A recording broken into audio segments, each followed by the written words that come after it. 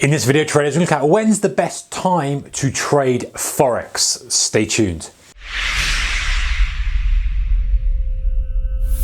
Hey guys, warm welcome to you. Thank you for joining me. All right, so beauty of Forex is it trades 24 hours a day, 5 days a week, and a little slither on Sunday evenings. So when's the best time to trade? It's great because you've got so many pairs to trade, so much time to trade, but it can become overwhelming. You're like, oh yeah, but you know, this is moving then, this is moving then. The best thing to do is focus on specific times of the day when you know there's going to be volatility. And that could be if you're day trading, and of course if you're swing trading as well, because if you're not leaving resting orders in, maybe as a swing trader, you want to leverage on those little extensions into highs, little presses into lows to capture a little sweet spot trade you're going to run for multiple days, multiple weeks, whatever time frame you're trading. So it's valuable for whatever time frame is your thing. Okay, so the kind of way that it works in a rough roundabout way is, you know, trading volume will follow the sun around the globe, right? So we have literally, I'm just going to be biased here and say we start off in Europe, so we start off London time, 8 o'clock. Now that's when you're going to get pairs like US dollar, GBP obviously, and even JPY as well. So the major pairs are going to trade around the sun. Now listen, if you're on some exotic pairs, then in reality, if they're not denominated with GBP or Euro, then they're probably not going to be as active. That's a little bit not quite true, because obviously London's quite a big centre for Forex, as is New York, as well as Asia. But if you think about the actual underlying currency, if they're awake, that's probably going to be volatile. But forget that for the moment. What we're talking about is as the market moves. The best time to trade Forex, or the most active time when there's most activity, when there's opportunity to catch those sweet spots. Of course, as traders, we want to have those little imbalances, little extensions, little moves, little potential trends, momentum ignitions, mean reversions, those kind of things, is at major market opens, major market closes. You might be saying, well, Forex market doesn't open or close. Quite right, it doesn't. However, the underlying stock exchange does.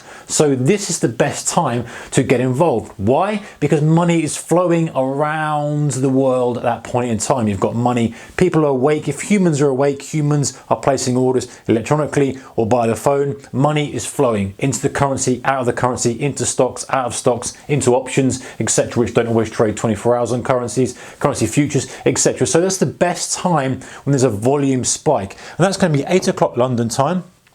As the time it opens, good time to trade. Major market opens, especially for trading, like I said, GBP pairs, Euro pairs, or even the major ones as well. Obviously, US dollar is still going to be moving because it's an important currency, as is yen. Okay, that then rotates round, and we get the close. London time is 4:30. However, there's a bit of an overlap because 2:30 UK time or 9:30 AM Eastern time, the US exchange opens, NYSE, Nasdaq, etc. starts trading. So that's a good window of opportunity. And look here, you've got a little crossover here where you've got not only a major market open, i.e. the US market, you also have a major market close as well. You've got London closing, you've got Europe closing as well around that kind of time, depending on which one you're looking at. So you've got a big opportunity there. And also, don't forget guys, that sometimes at this kind of area here, normally an hour before, depends on what we're talking about, we have economic data coming out. I'm just going to put ED there, economic data. That drives the currency pairs. It drives a lot of pairs. Specifically, it's economic data that's based around the US economy, so it's going to drive the dollar more than anything else. However, we know that the dollar is kind of one of the major ones. Some of the other ones, minor ones, are going to kind of move and shimmy off that as well. So you got your open, you got your close, you got your open, you got your close. Now, Asia's opening at 9 AM if we're talking about Japanese time, which is about, I think, 8 o'clock on the East Coast. So for New York, about 8 o'clock. Then it rolls around, closes at 3 o'clock, which is an hour before, if my calculations are right, the London Open, which is at 8 AM. Now, obviously, it can depend on kind of, there's some sort of adjustments, obviously, for summertime, etc. But if you keep that as broad, and then if you're focused on those times as well, you can kind of do a bit of digging and make sure that you're actually in the right kind of exactly the right times. But you know, give or take, depending on whether the clocks are going forwards or backwards. So the idea is that if you're trading at opens, you've got this lovely little sweet spot here. We've got data, you've got the open of the US markets, you've got the close of the European markets. Then you've got US coming to a close here, bit of a gap bit of a kind of a few hour window, and then Asia starts opening, and then the whole kind of trade comes through for Asia. And you've got a little bit of a crossover here, which is why a lot of UK traders specifically, and I'm assuming across Europe, get in early, because not only have you got the actual stock exchange open, but you've got kind of the close of Asia and stuff. So that's another kind of window of opportunity. And then around here, sometimes you get some data as well coming out from the ECB, etc. if you're trading euro. So you've got the big sweet spot here. If that doesn't suit you, you've got this Asian session as well. If you're following Asian currency pairs, you're following JPY, etc., then look and see what time economic data is coming out, because that helps. So, but the main broad way of looking at it, if you want to get those spikes and the volatility and the action and the volume, major market opens, major market closes, prior highs or lows. So irrelevant of this, if you've got a prior high or low that's being tested, that's often a good time to get involved, or at least watch what's happening with the market. And you can set alerts for that. Obviously, you've got to have some kind of rest. You don't really want an alert going off in the middle of the night, 3 o'clock in the morning, just because the market's are high, do you? Maybe you do very rarely, but you don't want it happening all the time. You know, sleep's important, obviously, for focus and concentration.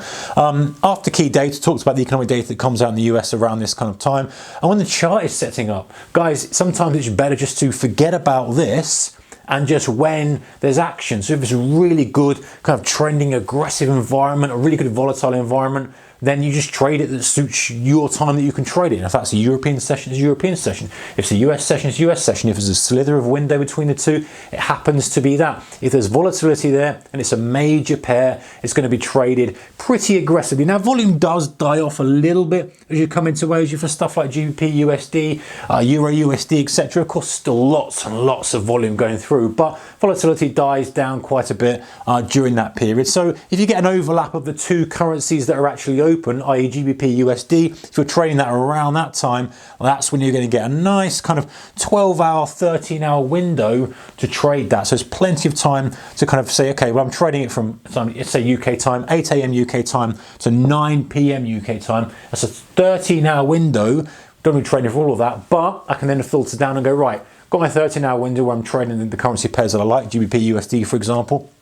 Let me look at key data on data, get data where there's key data. Don't want to be just punting away on data, but often it might cause a trend or some sort of momentum ignition after that. And then we've got obviously prior highs and lows. We can mark those down as well. So you know there's volume in there. You know there's some sort of volatility, not trading complete dead market. And then you can kind of narrow it down even more and say, right, I want to look for those highs and lows. I want to look for a good chart pattern. I want to look and trade after key data. As I'm looking, waiting for that kind of extreme, that pause, and then looking for it, little sweet spot, the turn, and then bang, just looking for that continuation. You might end up holding it. And the beauty, of course, is Forex, is you can run a trailing stop, you get on that momentum ignition, bang, it goes, it comes into close. Yes, it's going to be a little bit quieter, but it might just drift up and up and up and up and up and give you some extra juice in the trade. And then it's up to you to decide when you wake up, with looking for a day 2 play, day 3, day 4 play, if you're that kind of trader, or you're banking your profits, moving on, looking for the next setup. All right, guys, take care. Whatever you're trading, whatever setup, or whatever time. Bye-bye.